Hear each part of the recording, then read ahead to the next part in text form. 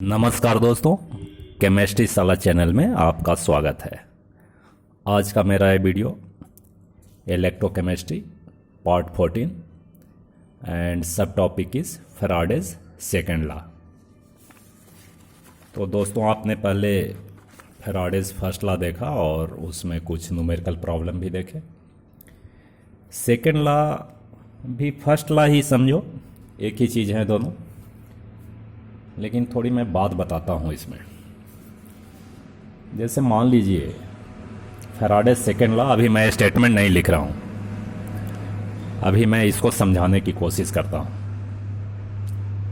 जैसे मान लीजिए आपके पास डिफरेंट इलेक्ट्रोलाइटिक सेल्स हैं जिसमें इलेक्ट्रोलिसिस हो रहा है, और ये जो इलेक्ट्रोलाइटिक सेल्स हैं ये सभी सीरीज में एक दूसरे से कनेक्ट कर दिए गए हैं। यानी different electrolytic cells are connected in series. This is plus, this is minus, this is plus, this is minus, this is plus and minus. तो हम एक एक्सटर्नल सोर्स से क्या करते हैं जी, इसमें इलेक्ट्रिसिटी फ्लो कराते हैं, ठीक है। और इसको हम क्या करते हैं, इसको हमने कनेक्ट कर दिया इससे, और इसको इससे कनेक्ट कर दिया। यानी this is conductivity electrolytic cell 1, 2 and 3। इसमें मैंने 3 इलेक्ट्रोलाइटिक सेल को कनेक्ट कर दिया इन सीरीज। अब तीनों में देखो इलेक्ट्रोलाइट हम अलग अलग लेते हैं। इलेक्ट्रोलाइट क्या क्या लेते हैं भाई, इसमें अलग अलग इलेक्ट्रोलाइट लेते हैं, डिफरेंट इलेक्ट्रोलाइट। अब यहाँ देखिए, एक में मैंने ले लिया सोडियम क्लोराइड, ले लिया, क्या ले लिया जी, NaCl ले लिया। एक में ले लिया मान लो MgCl या MgSO4 ले लिया, और इसमें ले लिया एल्युमिनियम AlCl3 ले लिया। ये तीनों इलेक्ट्रोलाइटिक सेल में क्या ले लिया, इलेक्ट्रोलाइट तीनों में अलग अलग हैं, ठीक है। तो इसमें क्या होगा भाई, इसमें NaCl वाले में Na+, इससे क्या मिलेगा, अगर ये फ्यूज स्टेट में होगा तो Na+ मिलेगा। इसमें क्या मिलेगा, Mg2+ मिलेगा, और इसमें क्या मिलेगा, Al3+, ठीक है। अब यहाँ देखिए, अगर हम 1 फैराड का इलेक्ट्रिसिटी हम पास करते हैं, यहाँ से इलेक्ट्रॉन आ रहा है, यानी चार्ज इज 96500 कूलम, यानी 1 फैराडे का चार्ज आ रहा है। तो सोडियम कितना डिपॉजिट होगा ये सोचो। तो सोडियम डिपॉजिट कितना होगा भाई, तो Na+, और इसको तो 1 फैराड ही चाहिए, 1 फैराड ही चाहिए, 1 फैराड चाहिए, 1 फैराड। तो ये 1 मोल जमा हो जाएगा जी, 1 मोल जमा हो जाएगा, यानी 23 ग्राम जमा हो जाएगा, ठीक है। 1 मोल जमा हो गया। अब देखो, अब यही इलेक्ट्रॉन कहाँ से आएगा भाई, फिर इधर से आ जाएगा, इससे होते हुए ये लिबरेट होगा। कितना, 1 फैराडे इलेक्ट्रॉन ही आएगा, 1 फैराड यहाँ आएगा। तो 1 फैराड यहाँ आएगा तो यहाँ क्या उसको मिलेगा, Mg2+ मिलेगा। तो Mg2+ मिलेगा, और इलेक्ट्रॉन कितने आ रहे हैं, 1 फैराड आ रहे हैं, 1 फैराड। इसको 2 फैराड चाहिए, चूंकि 2+ है ना, तो इसमें जमा कितना होगा मेटल, कितना होगा भाई, ये आधा जमा होगा, हाफ मोल। Mg जो जमा होगा ये हाफ मोल होगा, 1/2 मोल जमा होगा। 1/2 मोल का मतलब इसका एटॉमिक मास 24 ग्राम है, तो ये 24 gram upon 2, this is equal to 12 gram जमा होगा, ठीक है। बात समझ रहे हैं, इसको मैं अलग कर देता हूँ, ठीक है। अब ये इलेक्ट्रॉन कहाँ आ गया भाई, अब यही 1 फैराड यहाँ आ गया। तो 1 फैराड आएगा तो यहाँ आप क्या मिलेगा उसको, Al3+ मिलेगा। इसको 3 इलेक्ट्रॉन चाहिए, 3 फेराड चाहिए, लेकिन फेराड तो एक ही आ रहा है, तो एल्युमिनियम जमा होगा लेकिन 1/3 जमा होगा। अगर ये 1 मोल है तो यहाँ जमा कितना होगा भाई, 1/3 मोल जमा होगा। यानी 1/3 मोल का मतलब कितना होगा, 27 ग्राम एटॉमिक मास है, तो 27/3 दिस इज इक्वल टू 9 ग्राम जमा होगा। देखो, अब देखो सेम चीज़ है, फैराडे सेकेंड लॉ क्या कहता है कि अगर same amount of electricity is pass through different electrolytic cell, then amount of metal deposited at cathode is equal to its equivalent weight। Equivalent wait के बराबर जमा होगा। तो देखो तो कितना जमा हो रहा है। अब इक्वेलेंट वेट कैसे निकालेंगे भाई, तो बहुत ही आसान है कि इक्वेलेंट मास या वेट कहिए, mass this is equal to atomic mass upon number of charge on metal ion. ठीक है, तो मेटल आयन पे चार्ज जितना होगा वही इक्विवेलेंट मास होता है। तो देखो तो सोडियम का कितना जमा हो रहा है बताइए, सोडियम कितना जमा हो रहा है, 23 ग्राम हो रहा है सोडियम जमा। सोडियम कितना जमा हो रहा है जी, 23 ग्राम। तो सोडियम का इक्विवेलेंट मास कितना होता है, एटॉमिक मास 23 और एक चार्ज है इस पे, तो divided by 1, this is equal to 23 gram. सही तो हो रहा है जमा। मैग्नीशियम पे कितना जमा हो रहा है, मैग्नीशियम पे 12 ग्राम हो रहा है, तो इक्विवेलेंट मास निकालो इसको। इसका इक्विवेलेंट मास होगा 24, इसका एटॉमिक मास होता है, नंबर ऑफ चार्ज 2, यानी 12 ग्राम जमा हो रहा है। सही तो हो रहा है।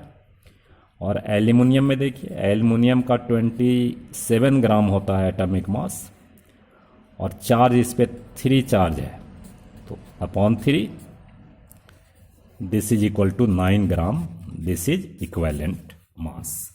यानी इक्विवेलेंट मास इसका 12 है, इसका इक्विवेलेंट मास 23 है, इसका इक्विवेलेंट मास 9 ग्राम है।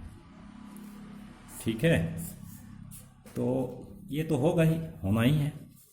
अब इसमें देखो स्टेटमेंट मैं लिख देता हूँ, और इस पे न्यूमेरिकल हम बना सकते हैं बहुत ही आसानी से, अगर ये कॉन्सेप्ट समझ आ गया तो। ठीक है, अब यहाँ देखो हम लिख सकते हैं, स्टेटमेंट ऐसा लिख दो कि the amount of different substance liberated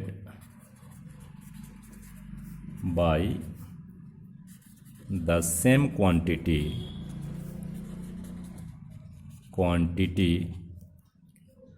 of electricity passing through the electrolytic solution are proportional to their chemical equivalent weight. और इक्विवेलेंट वेट आपको पता है, तो सेम चीज़ है जो मैंने बताया वही चीज़ है। आप इस पे देखो न्यूमेरिकल हमें अगर बनाना है तो देखिए न्यूमेरिकल हम कैसे बना सकते हैं, आसान बात है। कभी कभी ये पूछ सकता है कि हाँ जी इसमें 23 ग्राम अगर सोडियम डिपॉजिट हो रहा है, तो आप बताइए कि अमाउंट ऑफ एल्युमिनियम कितना डिपॉजिट होगा, तो बता सकते हैं। अगर मैग्नीशियम हो रहा है 12 ग्राम, तो सोडियम कितना होगा। अगर मान लो चार्ज हम इतना भेज रहे हैं तो तीनों मेटल कितने कितने डिपॉजिट होंगे। तो आसान है। ऐसे एक मैं न्यूमेरिकल देख रहा हूँ। इस क्वेश्चन में देखो 3 electrolytic cell A B C containing solution ZnSO4, AgNO3 and CuSO4 respectively are connected in series। तो ऐसा सोचिए कि 3 आपका इलेक्ट्रोलाइटिक सेल ये सीरीज में है जी, जैसा कि मैंने अभी एक्सप्लेन किया। ठीक है, this is A, this is B and this is C. अब एक चीज़ बताओ, इसमें ए में क्या है भाई? इसमें है ZnSO4, इसमें AgNO3 और इसमें CuSO4 है। ठीक है दोस्तों, a steady current of 1.5 ampere, यानी इसमें करंट कितना है? ए है 1.5 ampere, is pass through them until 1.45 gram of silver deposited at cathode of cell B. Cell B में कितना जमा हो गया है भाई? 1.45 ग्राम जमा हो गया। किस से जमा हो गया? ये करंट से जमा हो गया, ये इतना करंट। तो करा कि how long did the current flow, कितना देर तक आप करंट फ्लो किए भाई? तो देखो, अब सबसे पहले हमारा क्वेश्चन ये है कि 1.45 ग्राम जमा होने के लिए कितना कूलम्ब चार्ज चाहिए इसमें। तो इसमें आपका क्या है? Ag है तो Ag प्लस मिलेगा, और it requires 1 electron to deposit. ठीक है, Ag अगर ये 1 मोल होगा तो इसको 1 मोल लगेगा, 1 मोल इलेक्ट्रॉन, और ये जमा कितना होगा जी? 1 मोल। अब देखो, सभी इस फॉर्म में लिखते हैं। अब 1 मोल इलेक्ट्रॉन का मतलब होगा 96500 कूलम्ब चाहिए। तो कितना जमा होगा? Ag 108 ग्राम इसका एटॉमिक मास है। ठीक है दोस्तों, यानी 108 ग्राम जमा होने के लिए इतना कूलम्ब चाहिए। तो 1.45 ग्राम जमा हुआ होगा तो उसमें कितना कूलम्ब होगा इलेक्ट्रिसिटी? कितना कूलम्ब होगा चार्ज? सॉरी, इलेक्ट्रिसिटी नहीं, चार्ज।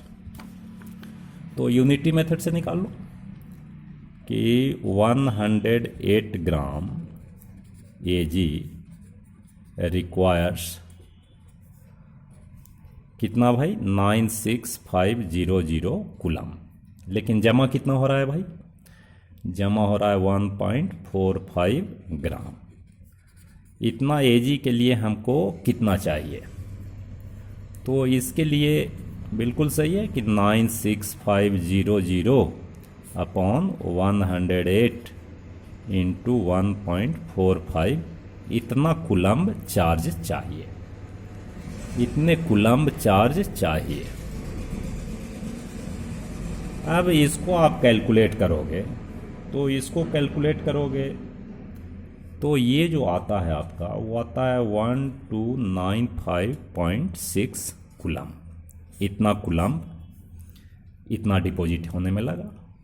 तो अब बताओ, तो चार्ज मिल गया, Q इक्वल टू 1295.6 कूलम्ब मिल गया। I is equal to 5 ampere मिल गया। तो हम टाइम निकाल सकते हैं ना? टाइम निकाल सकते हैं। क्या होता है भाई? This is a ampere, sorry, I equal to Q by T. अब T इक्वल टू क्या होगा भाई? तो T equal to Q by I. Q की वैल्यू कितनी है? 1295.6 अपॉन 5। ठीक है, कितना है एम्पियर? कितना है भाई? सॉरी, 1.5 एम्पियर है जी, 1.5, हाँ 1.5। अब इसको आप कीजिएगा तो ये करीब करीब आता है, ये आता है 863.7 सेकेंड। अब इसको आप कन्वर्ट कर सकते हो, 60 से डिवाइड कर दोगे तो ये आएगा 14 मिनट 24 सेकेंड। तो ये आंसर हो गया। ठीक है, और भी कुछ पूछ रहा है। देखो एक चीज़ और पूछा है, what mass of Cu and zinc were deposited, कितना जिंक और वो डिपॉजिट होंगे। तो अब आसान है ना। अब देखो, अब हम क्या निकाल सकते हैं कि Cu डिपॉजिट होने के लिए कितना चाहिए। तो Cu में 2+ होता है, इसको 2 इलेक्ट्रॉन चाहिए, तो ये Cu बनेगा। अब इसका जो मास होता है 63.5 ग्राम होता है एटॉमिक मास। तो इसके लिए हमको कितना चाहिए, 2 × 96500 कूलम्ब चाहिए। ठीक है ना, लेकिन कूलम्ब आपके पास कितना है भाई, तो ये है कूलम्ब। इतना कूलम्ब से कितना मिलेगा, निकल जाएगा कि नहीं निकलेगा। देखो ऐसा निकालेंगे कि सिंस 2 × 96500 कूलम्ब, ये दिस इज इक्वल टू 63.5 ग्राम। इसलिए 1295.6 कूलम्ब से कितना होगा, तो 63.5 अपॉन 2 × 96500 इंटू 1295.6। इसको आप कैलकुलेट कीजिएगा। तो ये कैलकुलेट करने के बाद आपको आ जाएगा दिस इज इक्वल टू 0.426 ग्राम आएगा। ठीक है, ये जमा हो जाएगा। अब इसी तरह से हम किसका निकाल सकते हैं, जिंक का निकाल सकते हैं। अब देखो जिंक का कैसे निकालोगे, देखो इसी में हम जिंक का करते हैं। देखिए ठीक है, अब Zn का कैसा होगा भाई, तो Zn2+, Zn2+, it requires 2 electron, तो ये जमा होगा जिंक। अब ये जिंक में जो होता है वो 65.3 ग्राम, 65.3 इसका एटॉमिक मास होता है। तो फिर वही नियम है, ये कितना चाहिए, 2 × 96500 कूलम्ब, इतना से इतना जमा होगा। तो आप ऐसे निकाल लीजिए कि since 2 × 96500 coulomb, this is equal to 65.3 gram zinc. इसलिए आपके पास है कितना, 1295.6 कूलम्ब के लिए कितना चाहिए, तो इतना अपॉन 2 × 96500 इंटू 1295.6 ग्राम। अब इसको आप कैलकुलेट करोगे तो कैलकुलेट थोड़ा फास्ट होना चाहिए। दिस इज इक्वल टू 0.438 ग्राम ये जिंक जमा होगा। तो इस तरह से क्वेश्चन इसमें आएगा, तो हम समझते हैं कि हो जाना चाहिए। तो हमारी बात को आपने समझा होगा, अगर समझा होगा तो लाइक शेयर करें, सब्सक्राइब करें। बहुत बहुत धन्यवाद।